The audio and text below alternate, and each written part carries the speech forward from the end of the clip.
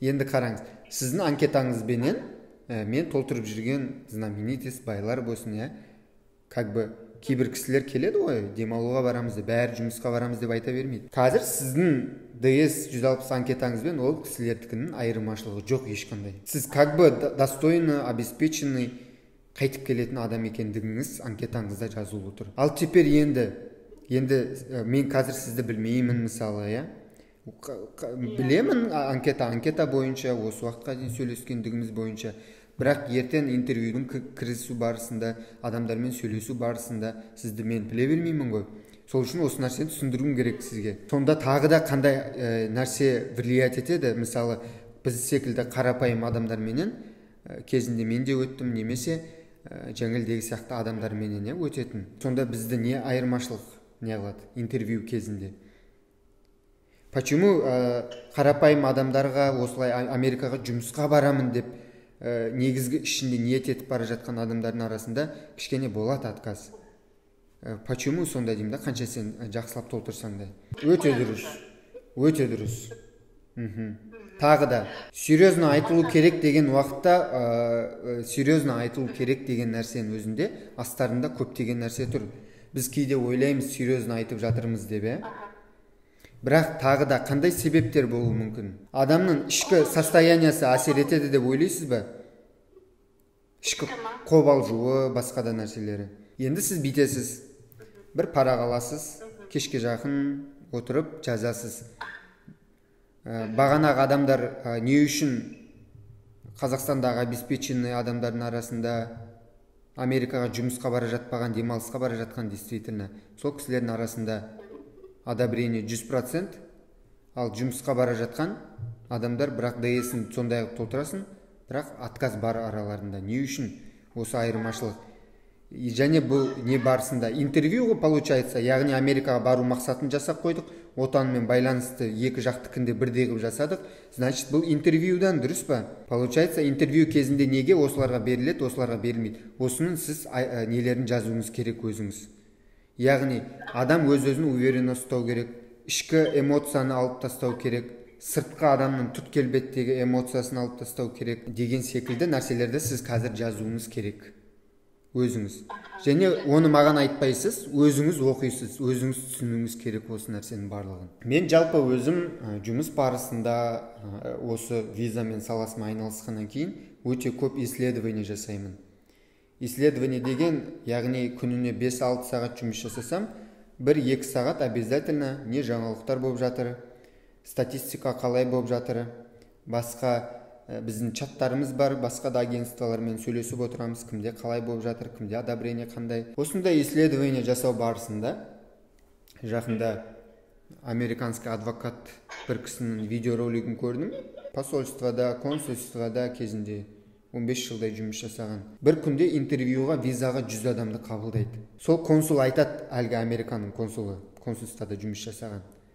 Сен 2-3 күн жұмыс жасағаннан кейін, 200-300 адамды қабылдағаннан кейін, сен уже түсінесің дейді.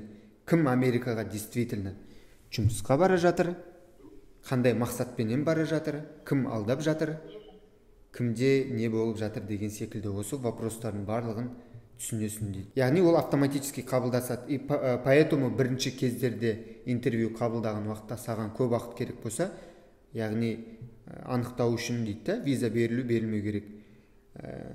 1-2-3 күн жұмыс жасағаннан кейін сен уже моментально 1 минут 2 минуттың ішінде решение шығара бересің дейді. Сол адам туралы. Түсіндіңіз ғой? Сол кезде енді ол кісі айтады, яғни интервьюға кірген адам ана жердегі басқа адамдардан отличаться ету керек дейді. Интервьюға ертең сізде кіресіз, сізбен бірге 100 адам кіреді. Ол консулдар біздің Қазақстанда жұмыс жасап жатқандығын Алматыдағы 3,5 жыл болды. 3,5 жылдың ішінде 50 мың, 60 мың адам олар көрген, интервью өткізген. Енді олар профессионал, дұрыс па? Олар бәрін біледі. Адамның түріне қарайды да, қорқынышын, басқа да нәрселерін. Ментал деген нәрсені білесіз ба? Неге мысалы, қараңыз, Назарбаев кезіндегі Тоқаев телевизорға кіріп сөйлейтін болса, ол кісілердің 2 саусағы столда тұрады, 2 қолы. сөйтеді да спокойно сөйлейді, даже қастарын да жылжытпайды, мұрындарын да шұқымайды, құлағын да ұстамайды. Адамның сыртқы келбеті, ментал, сіздің бүйтіп сіз білесіз бе, олар сөйлеген уақытта Тоқаев деп сөйлемейді. Қазақ тілінде мысалы кішкене нашар сөйлесе де тіке қарап тұрып сөйлейді. Почему? Олар өздерін солай тәрбиелеген. Олар даже өтірік айтып атса да, мысалы айтады, өтірік көп айтатын адам құлағын көп ұстайды дейді.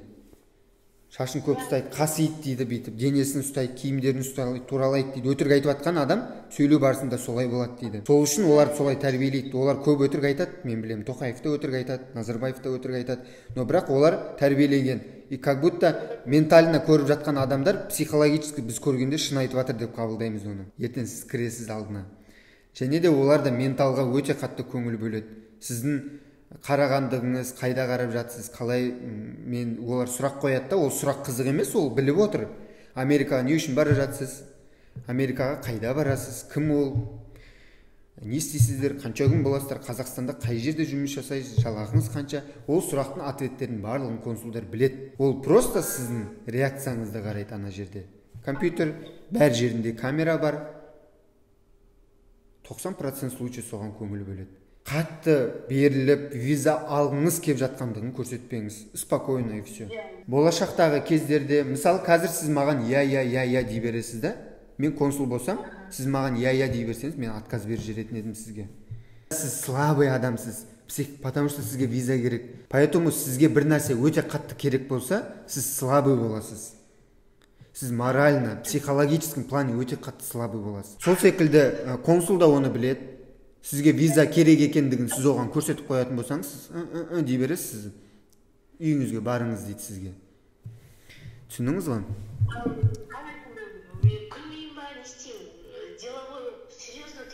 Онда все, получается, кірмей ақ қойыңыз онда интервьюға, зачем кіріп, бәрібір отказ.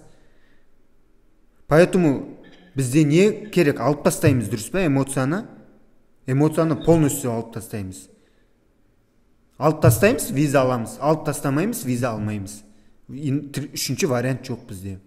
Эмоциямызды алып тастап, консулменен сұхбат жүргіземіз де, Америкаға барып миллионер боламыз.